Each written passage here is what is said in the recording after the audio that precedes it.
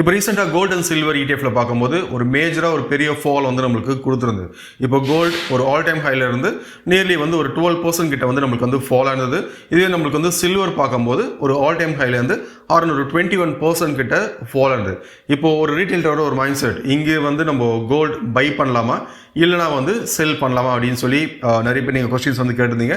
இந்த வீடியோவில் வந்து ஏன் வந்து நம்மளுக்கு வந்து ஃபர்ஸ்ட் ஃபால் ஆச்சு, செகண்ட் திங் இதுக்கப்புறம் வந்து கோல்டு அண்ட் சில்வர் ஒரு டெக்னிக்கல் பாயிண்ட் ஆஃப் வியூ வந்து எப்படி இருக்குன்னு சொல்லி நம்ம சார்ட்லேயும் டீட்டெயிலாக வந்து நம்ம பார்க்கலாம். ஃபர்ஸ்ட் நம்மளுக்கு வந்து இப்போது கோல்டு, ஏன்னா இப்போது கோல்டு பார்க்கும்போது சில்வரோட அரௌண்ட் ஒரு 12%. அப்போது இந்த இதையும் வந்து எப்படி வந்து நம்ம வந்து கம்பேர் பண்ணுறது, இது நம்ம சார்ட் அனலைஸ் பண்ணும்போது ஒரு கோல்டு அண்ட் சில்வர் எப்படி கம்பேர் பண்ணுறதுன்னு சொல்லி நம்ம பார்க்கலாம். அப்போ ஃபர்ஸ்ட் நம்மளுக்கு வந்து கோல்டு, இதெல்லாம் கோல்டு இடிஎஃப்ஸ். இந்த கோல்டு இடிஎஃப் பாருங்க, ஒரு இன்ட்ராடேக்கு ஒரு ஹையஸ்ட் பார்த்தீங்கன்னா ஒரு க்ளோசிங், இது க்ளோசிங்கோட டேட்டா. அப்போ க்ளோசிங் பார்த்தீங்கன்னா இப்போ ஆக்சிஸ் கோல்டு இடிஎஃப் வந்து நியர்லி நம்மளுக்கு வந்து ஒரு 9% கிட்ட ஃபாலோ இருக்குது. ஹையஸ்ட் வந்து Aditya Birla Sun Life gold, இது வந்து பார்த்தீங்கன்னா அரௌண்ட் ஒரு 10% கிட்ட வந்து ஃபாலோ. அப்போது இடிஎஃப்ஸ்ன்னு பார்க்கும்போது கோல்டு அண்ட் சில்வர் மேஜராக எல்லா இடிஎஃப்ஸும் வந்து அஃபெக்ட் ஆகுது. ஓகே, இப்போது இது ஃபால் ஆகிறதுக்கான ஒரு மேஜர் ரீசன் என்னன்னு சொல்லி பார்த்தீங்கன்னா, இப்போ நம்மளுக்கு வந்து ஃபர்ஸ்ட் இப்போது யூனியன் பட்ஜெட் இருக்குது. அந்த பட்ஜெட்டில் இம்போர்ட் டியூட்டி வந்து இன்க்ரீஸ் பண்ண போகிறாங்க. இதோட இம்பேக்ட்னால தான் நம்மளுக்கு வந்து கோல்டு அண்ட் சில்வர் இடிஎஃப் வந்து அதோட ஃபால் வந்து கொடுத்துருந்துன்னு சொல்லி சொல்கிறாங்க. செகண்ட் ரீசன் சொல்லி பார்த்தீங்கன்னா ட்ரம்ப், ஏன்னா இப்போது ரீசெண்ட் டைம்ஸில் மார்க்கெட்டில் ஒரு நல்ல ஒரு வால்டைல் இருக்கிறதுக்கு ஒரு மேஜர் ரீசன் பார்த்தீங்கன்னா ட்ரம்ப்ஸோட ட்வீட், அவர் கொடுக்குற அந்த நியூஸஸ் தான்.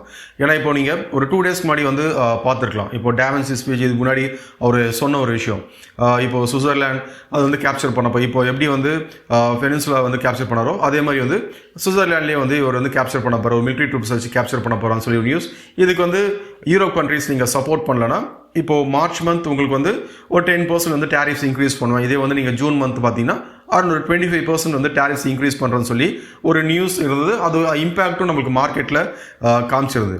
ஆனால் இப்போது இந்த ஸ்பீச் முடிச்சிட்டுக்கப்புறம் அவர் சொன்ன ஒரு விஷயம், நாங்கள் வந்து மிலிட்ரி ட்ரூப்ஸை வச்சு அந்த சுவிட்சர்லாந்து வந்து கேப்சர் பண்ணுற ஐடியா இப்போதைக்கு கிடையாதுன்னு சொல்லியிருக்காரு. அதே மாதிரி யூரோப் கண்ட்ரீஸ்க்கு வந்து நாங்கள் வந்து டேரிஃப் எதுவுமே வந்து போடலன்னு சொல்லி அவர் வந்து ஒரு ஸ்டேட்மெண்ட் கொடுத்ததுனால இப்போ அதோட இம்பேக்ட்னாலையும் இது வந்து நமக்கு வந்து கோல்டு அண்ட் சில்வர் இடிஎஃப் வந்து கீழே ஃபால் ஆனதுக்கு இது ஒரு ரீசனாக இருக்குன்னு சொல்லி கண்டிப்பாக ஒரு ரிசர்ச் அனலிஸ்ட் வந்து அவங்களோட பாயிண்ட் ஆஃப் வியூ வந்து ஷேர் பண்ணுறாங்க.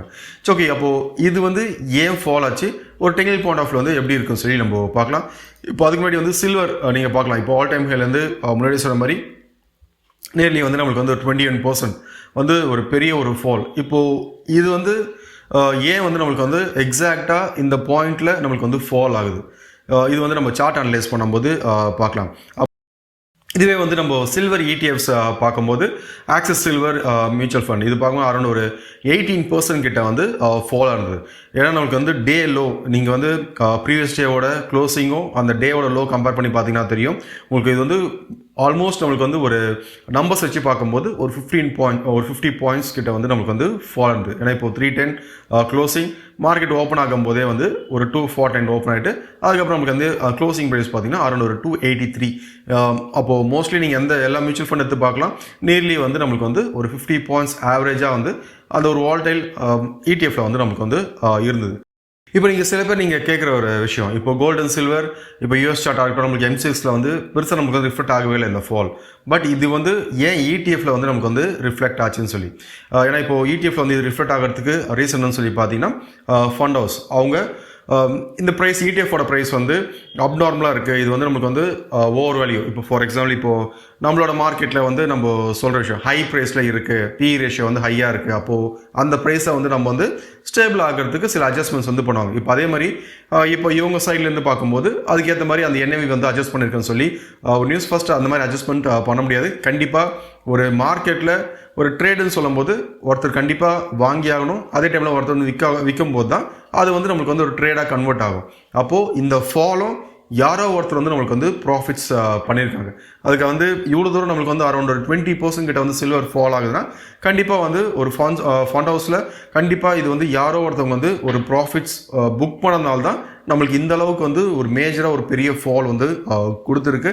அதனால் இந்த அட்ஜஸ்ட்மெண்ட்ஸ் அப்போ அட்ஜஸ்ட்மெண்ட்ஸ் மார்க்கெட்டில் இருக்குமானா கண்டிப்பாக அட்ஜஸ்ட்மெண்ட்ஸ் மார்க்கெட்டில் இருக்கும். அதுதான் வந்து நம்ம என்ன பண்ணுவோம்னா மேனிப்புலேஷன் சொல்லுவோம்.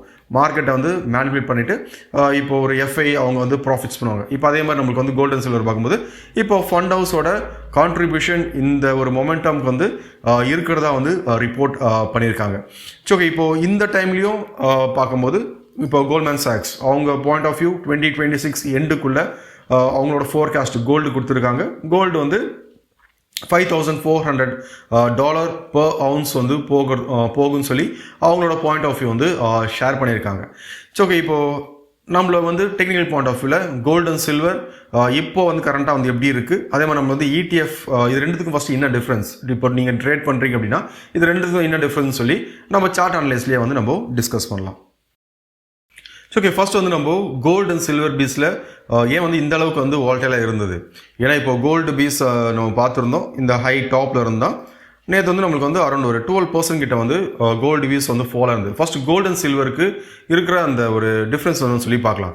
இப்போ நார்மலாக வந்து நீங்கள் கோல்டு இல்லை சில்வரில் வந்து ட்ரேட் பண்ணுறீங்க அப்படின்னா கண்டிப்பாக வந்து உங்களுக்கு தெரிஞ்சிருக்கும் கோல்டோட சில்வர் தான் வந்து நம்மளுக்கு வந்து வால்டைல் எப்பவுமே அதிகமாக இருக்கும்.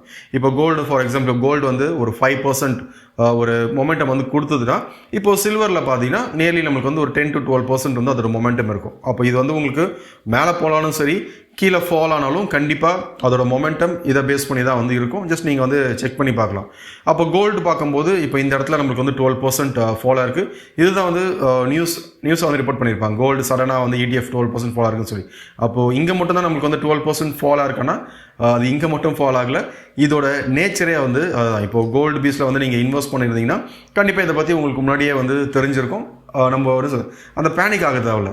ஓகே, இது வந்து 12% வந்து ஃபாலாக இருக்குது, ஸ்டில் நம்மளுக்கு வந்து கோல்டு பையில் இருக்குன்னு தெரிஞ்சதுன்னா பொறுமையாக வெயிட் பண்ணிவிட்டு நம்ம வந்து ஒரு நல்ல ஒரு ப்ராஃபிட்ஸ் வந்து நம்ம கோல்டில் புக் பண்ணலாம். பட் இது தெரியாதவங்க தான் என்ன பண்ணியிருப்பாங்கன்னா நேற்று இந்த ஃபாலை பார்த்துட்டு க்ளோஸ் பண்ணிவிட்டு வெளில வந்திருப்பாங்க. அப்போ இங்கே பார்த்தீங்கன்னா நம்மளுக்கு வந்து அரௌண்ட் 12% கிட்ட வந்து கோல்டு பீஸ் ஃபாலாக இருக்குது. இது ப்ரீவியஸ் நம்மளுக்கு வந்து ஹிஸ்டாரிக்கல் டேட்டாவை நீங்கள் செக் பண்ணி பார்த்தீங்கன்னா தெரியும். இப்போ இந்த இடத்துலையும் பார்த்துருங்களா இங்கேயே வந்து நம்மளுக்கு வந்து அரௌண்ட் ஒரு 12% கிட்ட ஃபாலாக இருக்கா. 12% ஃபால் ஆகும்போதும் இங்கேயும் நம்மளுக்கு வந்து ஏதாச்சும் ஒரு நியூஸ் வந்திருக்கும். ஃபால் ஆகிட்டு அதுக்கப்புறம் தான் வந்து கோல்டு ஒரு பேனிக் செல்லிங், அதுக்கப்புறம் வந்து ஒரு ரிகவரி வந்து கொடுத்துருக்கு. திரும்ப நீங்கள் இங்கே ப்ரீவியஸ் டேட்டாவை நீங்கள் செக் பண்ணி பார்த்தீங்கன்னா தெரியும். இப்போது இந்த இடத்துலையும் வந்து கோல்டு பார்த்தீங்கன்னா அரௌண்ட் ஒரு நியர்லி நம்மளுக்கு வந்து ஒரு 16% கிட்ட வந்து ஃபால் இருக்குது. அப்போது ஒரு கோல்டோட நேச்சர் எப்பயுமே வந்து ஒரு ஹை போகிறதுக்கு முன்னாடி கோல்டு நம்மளுக்கு வந்து ஒரு தடவையும் ஒரு ஆவரேஜாக பார்த்தீங்கன்னா அரௌண்ட் ஒரு 12% கிட்ட வந்து ஒரு ஃபால் ஒரு கரெக்ஷன், இது வந்து நம்ம டெக்னிக்கல் டேர்மில் பார்க்கும்போது ஒரு கரெக்டிவ் ஃபேஸ்ன்னு சொல்லுவோம். ஒரு கரெக்டிவ் ஃபேஸ் கொடுத்துட்டு அடுத்த ஹைஸ் வந்து நம்மளுக்கு வந்து மொமெண்டம் கொடுத்துருக்கு.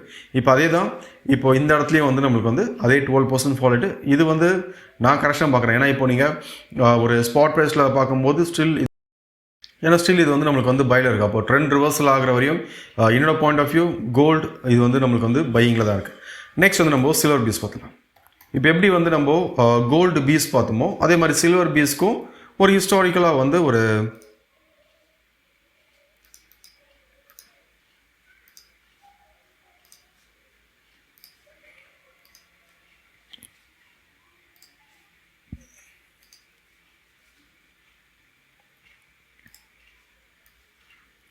இப்போ எப்படி வந்து நம்ம கோல்டு பீஸ் பார்த்தோமோ சில்வர் பீஸ்க்கும் பார்த்தீங்கன்னா இப்போ இந்த இடத்துல நம்மளுக்கு எவ்வளோ பர்சன்டேஜ் ஃபாலோ இருக்கும் பார்த்தீங்கன்னா அரௌண்ட் ஒரு 20% கிட்ட வந்து ஃபாலோ இருக்குது.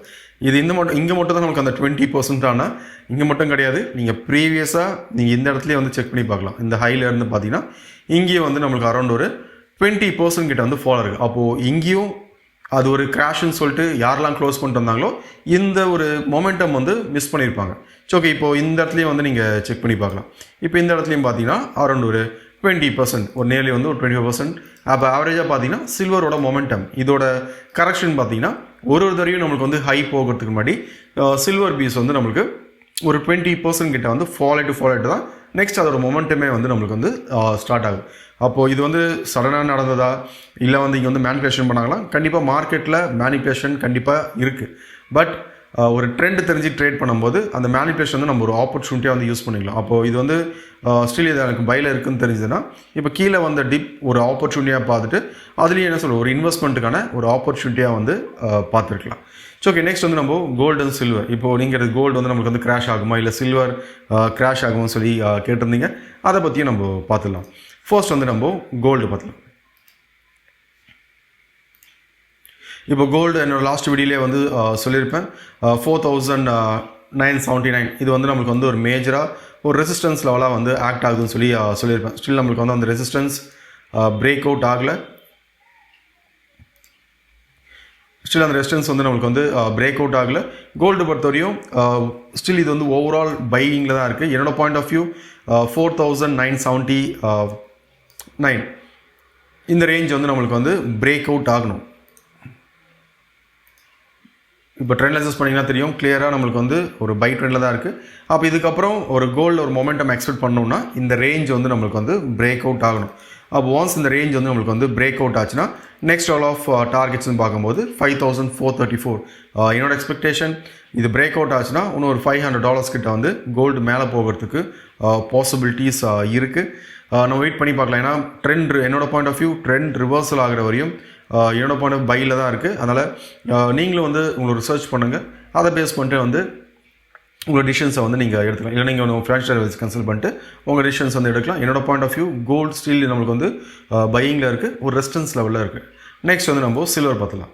இப்போது சில்வர் லாஸ்ட் வீடியோவில் வந்து நான் சொல்லியிருந்தேன், சில்வர் வந்து 93.68 இது வந்து நம்மளுக்கு வந்து ஒரு ரெசிஸ்டன்ஸ் லெவலாக வந்து நம்மளுக்கு வந்து ஆக்ட் ஆகும்னு சொல்லியிருந்தேன். இப்போ இன்றைக்கி பார்க்கும்போது சில்வர் ஒரு பிரேக் அவுட் கொடுத்துருக்கு. இன்றைக்கி வந்து நம்ம வெயிட் பண்ணி பார்க்கணும் வீக்லி க்ளோசிங் வந்து எப்படி இருக்குன்னு சொல்லி. ஒன்ஸ் நம்மளுக்கு வந்து வீக்லி க்ளோசிங் வந்து கொடுத்ததுக்கப்புறம் என்னோட முன்னாடியே வந்து என்னோடய பாயிண்ட் ஆஃப் வியூ ஷேர் பண்ணியிருந்தேன். சில்வர் என்னோடய எக்ஸ்பெக்டேஷன் 108 இந்த ரேஞ்ச் வரையும் மேலே போகிறதுக்கு பாசிபிலிட்டிஸ் இருக்குது அப்படின்னு சொல்லி. அப்போ இதுலேயே வந்து 93லேருந்து பார்த்தீங்கன்னா இங்கேயே நம்மளுக்கு வந்து ஆல்மோஸ்ட் ஒரு இப்போ இது நீங்கள் பிரேக் அவுட் பண்ணி எடுத்ததுனாலே நியர்லி வந்து ஒரு 6.5% கிட்ட வந்து இது வரையும் நமக்கு ரிட்டர்ன்ஸ் கொடுத்துருக்கு. அப்போது இது வந்து நம்மளுக்கு வந்து இன்னும் சஸ்டெயின் ஆச்சுன்னா ஸ்டில் என்னோட பாயிண்ட் ஆஃப் வியூ சேம் சில்வரும் வந்து 108. அப்போது நீங்கள் அனலைஸ் பண்ணும்போது இது பையன்னு தெரிஞ்சுதுன்னா நீங்கள் வந்து அந்த கோல்டு ETF வந்து ஃபால் ஆகுது, சில்வர் ETF வந்து ஃபால் ஆகுதுன்னு சொல்லி பெருசாக வந்து நம்ம வந்து பேனிக் பண்ண தேவை. ஏன்னா இங்கே வந்து பையாக இருக்கும்போது கண்டிப்பாக வந்து நம்மளுக்கு வந்து ETFலையும் வந்து ஒரு பெருசாக மார்க்கெட் வந்து ஃபால் ஆக விட மாட்டாங்க. அதுவும் கண்டிப்பாக வந்து மேலே போகிறதுக்கு தான் வந்து ஒரு இன்ஸ்டியூஷன் லெவல்லையும் வந்து புஷ் பண்ணுவாங்க. பட் சின்ன சின்ன ப்ராஃபிட் புக்கிங்ஸ் வந்து அங்கங்கே நடக்கும். இப்போ அதனால தான் வந்து உங்களுக்கு வந்து நான் ஹிஸ்டாரிக்கல் டேட்டா காமிச்சேன். ஒரு தடவையும் உங்களுக்கு ப்ராஃபிட் புக்கிங் வந்து எவ்வளோ பர்சன்டேஜ் கோல்டு அண்ட் சில்வரில் கொடுக்குறாங்க அப்படின்னு சொல்லி. அப்போ இது கோல்டு அண்ட் சில்வருக்கு மட்டும் போனால் கிடையாது. நீங்கள் நார்மலாக நிஃப்டியாக இருக்கட்டும், பேங்க் நிஃப்டி எல்லாத்தையுமே வந்து சர்டன் பர்சன்டேஜ் இருக்குது. இவ்வளோ தூரம் மார்க்கெட் வந்து ஒரு ஃபால் ஆச்சுன்னா இவ்வளோ பர்சன்டேஜ் வந்து கரெக்ஷன் ஆகுதுன்னு சொல்லி அது தெரிஞ்சுக்கும் போது நம்ம நியூஸஸ் ஒரு ஹைப் கிரியேட் பண்ணிட்டு நிறைய நியூஸஸ் வரும். இப்போ அதுக்கு வந்து நம்ம பெருசாக இம்பார்ட்டன்ஸ் கொடுக்க மாட்டோம். அப்போது கோல்டு அண்ட் சில்வர் ஸ்டில் என்னோட வியூ இது ரெண்டுமே வந்து பையிங்கில் தான் இருக்குது. ட்ரெண்ட் ரிவர்சல் ஆச்சுன்னா நான் உங்களுக்கு வந்து அப்டேட் பண்ணுறேன். அது வரையும் வந்து என்னோடய பாயிண்ட் ஆஃப் வியூ பை. சில பேர் நீங்கள் கமெண்ட்ஸில் கேட்டிருந்தீங்க சில்வர் வந்து இப்போ பை பண்ணலாமா அப்படின்னு சொல்லி. சில்வர் நான் முன்னாடியே ரொம்ப நாளாக சொன்ன விஷயம், சில்வர் பை பண்ணலாம் அப்படின்னு சொல்லி. இப்போது இந்த பாயிண்டில் பை பண்ணலாமான்னா இங்கே வந்து ஜஸ்ட் ஒரு கரெக்ஷன் ஃபேஸ் வந்ததுன்னா அந்த கரெக்ஷன் ஃபேஸ் ஒரு ஆப்பர்ச்சுனிட்டியாக பார்த்துட்டு பை பண்ணிங்கன்னா திரும்பி நம்மளுக்கு வந்து புல் பேக் பண்ணிட்டு மேலே போச்சுன்னா அதையும் வந்து நல்ல ப்ராஃபிட் வந்து எடுக்கலாம். ஏன்னா இப்போ க்ரீன் கலர் கேண்டில் இருக்குது, இங்கே டாப்பில் அப்படி தான் பை பண்ணாத மாதிரி கிடையாது. அப்போ எங்கே வந்து பை பண்ணணும்னு சொல்லி சரி ரூல்ஸ் இருக்குது. ஒரு ரீட்ரெஸ்மெண்ட்டில் பை பண்ணுமா, ரீடெஸ்ட்டில் பை பண்ணுமான்னு சொல்லி. இப்போ அதை பற்றி உங்களுக்கு டீட்டெயிலாக வீடியோ வேணும்னா ஜஸ்ட் கமெண்ட் செக்ஷனில் வந்து ரீடெஸ்ட்டுன்னு சொல்லி நீங்கள் வந்து கமெண்ட் பண்ணுங்கள். இப்போ பேஸ்ட் அப்பான் ரெஸ்பான்ஸ் வந்து உங்களுக்கு அப்கமிங் வீடியோஸில் அதை பற்றி நான் அப்டேட் பண்ணுறேன். ஸோ ஓகே, இந்த வீடியோ உங்களுக்கு யூஸ்ஃபுல்லாக வந்துருக்குன்னு நினைக்கிறேன். தேங்க்யூ.